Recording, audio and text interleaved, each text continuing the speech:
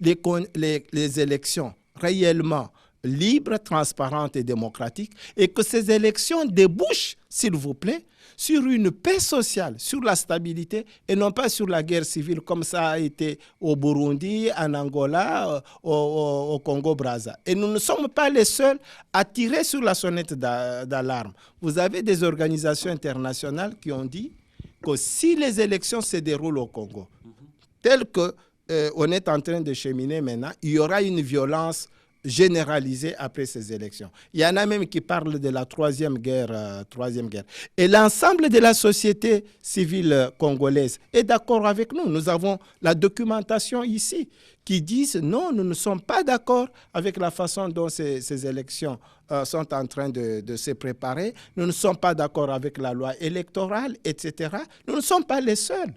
Donc pourquoi est-ce qu'on ne tient pas compte, pourquoi est-ce que la communauté internationale ne soutient pas la volonté, n'est-ce pas, de toutes ces forces politiques et sociales qui tirent sur la sonnette d'alarme, y compris même donc la voix de certaines organisations internationales. Pourquoi est-ce qu'on ne tient pas compte de ça?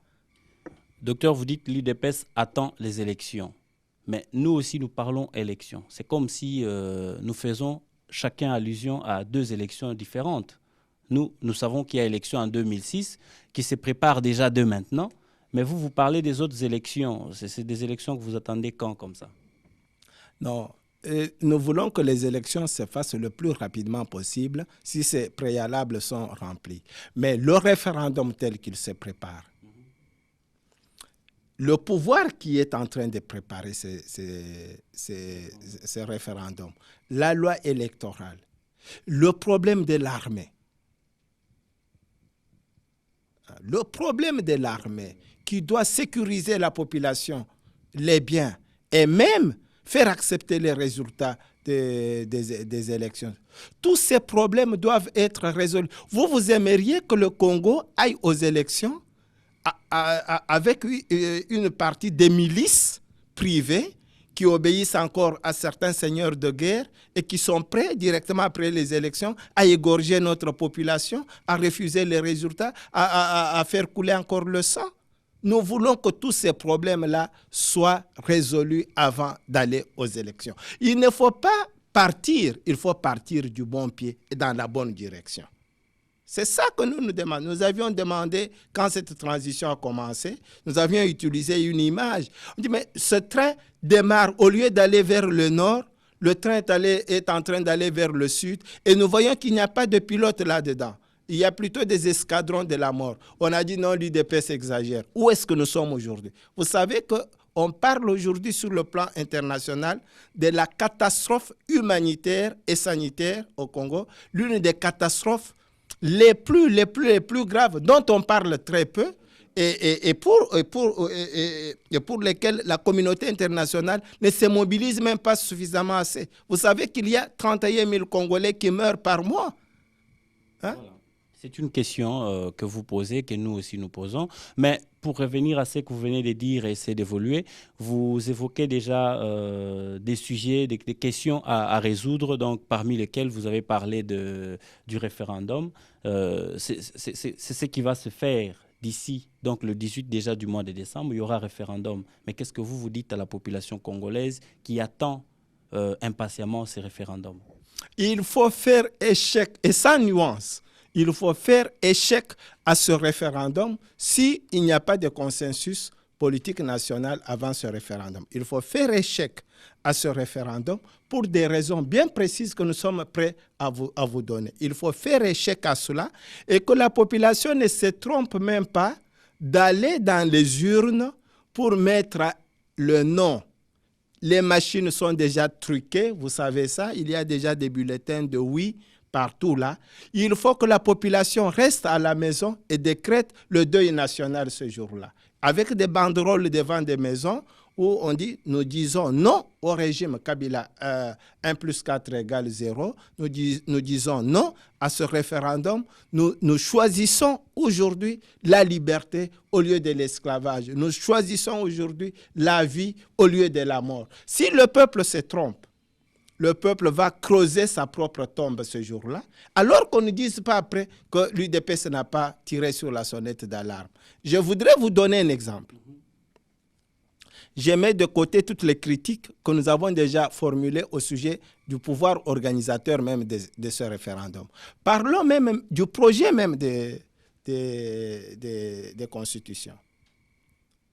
Primo, vous savez que c'est quelque chose qui a été rédigé par des experts internationaux, étrangers, alors que les fils du pays avaient déjà rédigé eux-mêmes la constitution de Loulo-Abour, la constitution de la CNS. Quelle honte pour l'intelligentsia congolaise. Vous avez des preuves que cela a été rédigé par ceux-là que vous citez. Mais vous avez M. Mazo, le chef du Conseil constitutionnel français, hein, qui a été même au Congo pour cela. Alors, non, mais c'est très grave. Non seulement ça a été rédigé par des experts, les soi-disant experts, hein, puisque cette constitution, c'est même du chiffon. Vous avez les analyses de professeurs d'université du Congo, notamment les analyses du professeur Mampouya, les analyses du professeur Moukadi, les analyses de la société civile, qui ont démontré que cette constitution, c'est vraiment du chiffon à rejeter. Et l'une des preuves que c'est rédigé par des étrangers. Vous savez que la constitution d'un pays, c'est l'âme d'un peuple. C'est comme on dit, c'est quelque chose qui traduit la formule génétique d'un peuple. Vous savez que cette constitution-là est une trahison de toute l'âme bantoue. Mais docteur, c'est important ce que je suis en train de dire. Il n'y a rien de notre âme bantoue, de notre philosophie bantoue. Il y a Léon de Saint-Moulin, qui est un étranger, un Européen, vous le connaissez. Léon de Saint-Moulin, c'est un démocrate, il a été vice-président de l'université de Kinshasa. Il est membre de CEPAS. Vous savez ce qu'il dit dans une critique? J'ai la brochure ici, je pourrais vous montrer. C'est intitulé Congo-Afrique, numéro 397, hein, numéro spécial. Il dit ceci: c'est un exercice académique pour un pays indéterminé. Donc, les gens sans âme. Hein? Les gens sans âme. Donc, je prendrai cela. Vous comprenez cela? C'est un exercice académique des experts étrangers pour un pays indéterminé. Alors que la Constitution doit refléter notre âme, notre philosophie propre. Et il donne là-dedans, dans cette brochure, toute une critique qui montre comment la référence à la vie du peuple, aux réalités, aux aspirations du peuple, comment tout cela est ignoré. Docteur, peut-être que si l'UDPS avait pris part au Parlement et au Sénat, aujourd'hui, on n'aurait peut-être pas ce problème-là. C'est peut-être à cause de votre isolation que nous arrivons aujourd'hui à des constitutions qui ne sont pas bien élaborées comme vous, selon vous, vous dites. Avant même tout cela, mon frère, la constitution issue de la conférence nationale souveraine, rédigée par les fils du pays. Lisez le préambule de cette constitution. Vous allez voir notre attachement à notre âme propre africaine, à nos valeurs, à la vision du monde de l'Afrique. Pourquoi vouloir réinventer toujours la roue? Et ils ne l'ont même pas réinventé, s'il vous plaît. Pourquoi vouloir toujours partir de la table rase? Donc, il fallait prendre cette constitution de la CNS, l'enrichir, hein, et le soumettre au peuple. Vous êtes ici en Europe. Regardez bien comment toutes ces sociétés progressent. Rien de ce qui a été positif dans l'héritage et le patrimoine du peuple, rien ne se perd, mon frère. Dans le domaine politique, scientifique, économique, industriel, dans tous les domaines, chaque génération reçoit l'héritage, le patrimoine de la génération passée, le conserve, l'enrichit et le donne à la génération future. Pourquoi vouloir chez nous faire toujours la table rase, nous condamner à la sclérose mortelle, recommencer toujours à partir de zéro? Ça démontre, ça démontre quoi?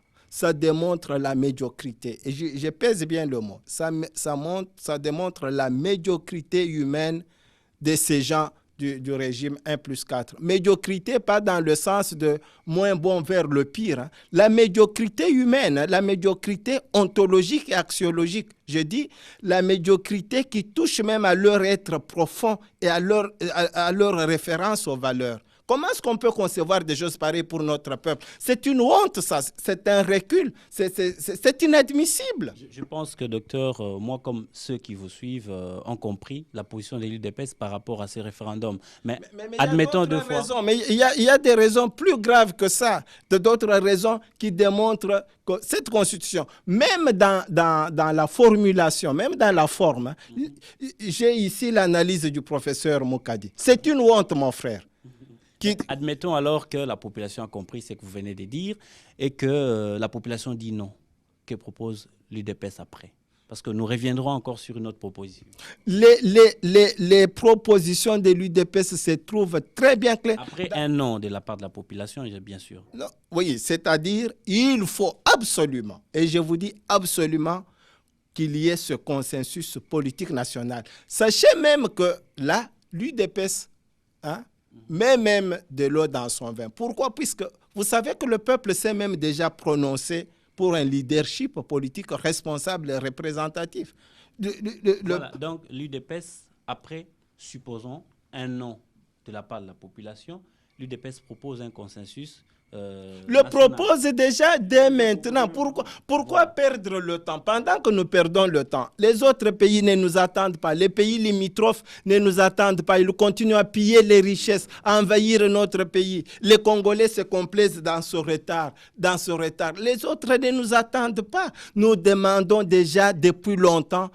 Tshisekedi a parlé quand? Si on admet qu'il y ait consensus, donc les élections n'auront pas lieu en 2006, surtout au mois de juin. Je vous dis ceci.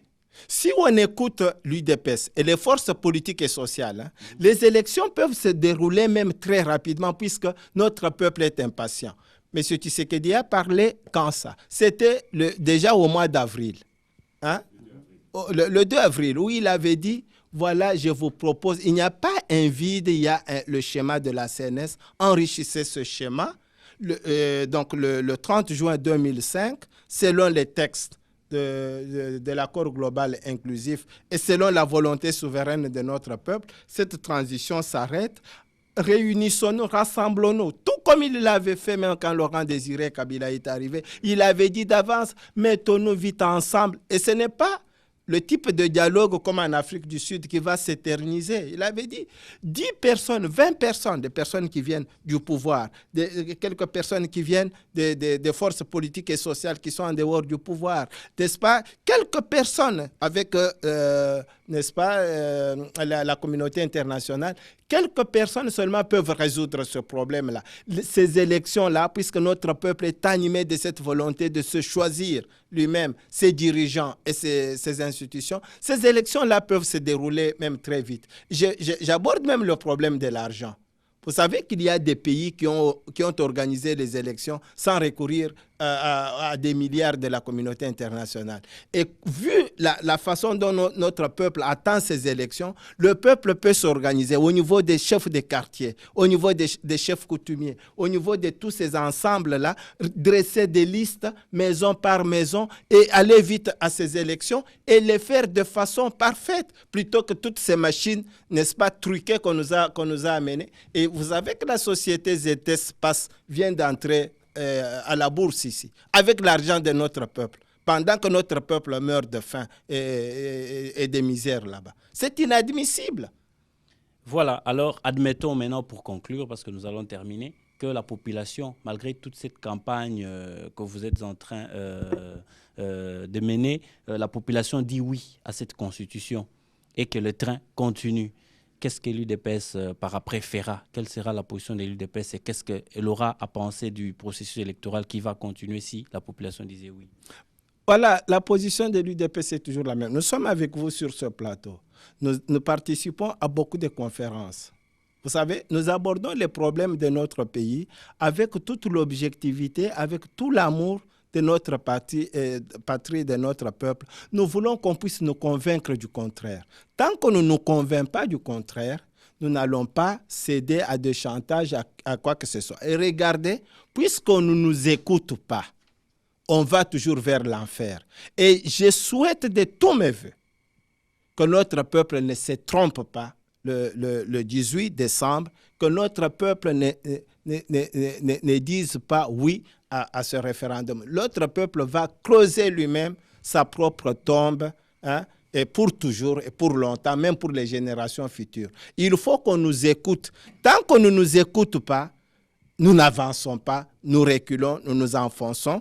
Aujourd'hui, on parle de la catastrophe humanitaire et sanitaire avec les animateurs défaillants et criminels actuels. Donc, notre peuple n'hésite pas et ne se trompe pas. Aujourd'hui, notre peuple a la décision entre ses mains, le 18 décembre.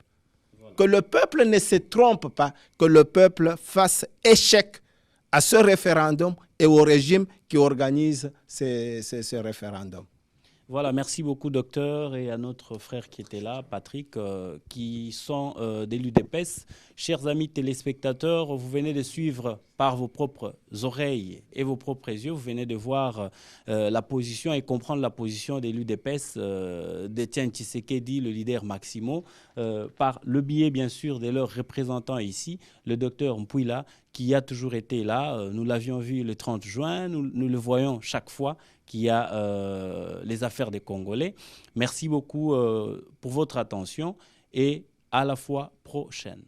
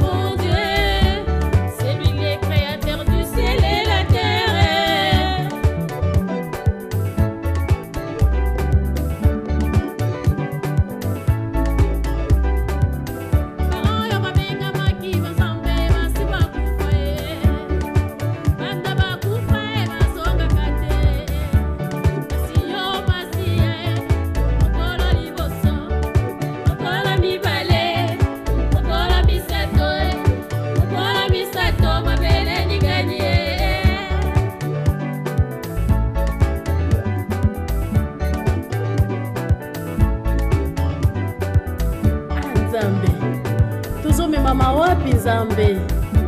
Bana biso lelo bango baza na balabala, bakomi kovanda na basimetiere. Oh Nzambe, oyo bana bango bakovanda wapi Nzambe? Papa soko Nzambe Kongo te na kosunga Kongo Nzambe. Génération ezokende na kokufa, génération ezokende na kobeba. Oh Nzambe, sunga tabana na biso Nzambe, yokela Kongo le mawa. Oh Nzambe, Alléluia. Souviens-toi na ba mama ya Kongo, kita yo sala e, basi nyonso balandaki yo Yesu e bazwaki elonga e, kita bamona yo banguna bakima e, kita bamona yo banguna basamba e. Nzambe la biso, Nzambe yo bongwana kate de Genèse Apocalypse kaka yo ndolongaka. Haleluya. Nzambe yo bongwana kate yo kobongwana kaka mpona likambo ya Kongo te, okobongwana te. Nzambe la biso kita bamona yo, Nzambe la biso kita yo sala elikia na biso epai na yo Nzambe lelonga tala Kongo, Kongole ayoki sonye, Kongola sonye, Kongole ayoki sonye, kita yo sala Kongola mai na biso kita yo sala. Haleluya. Tozala kondima Kongo ekobonga na kombo na Yesu, na kombo na Yesu, na kombo na Yesu.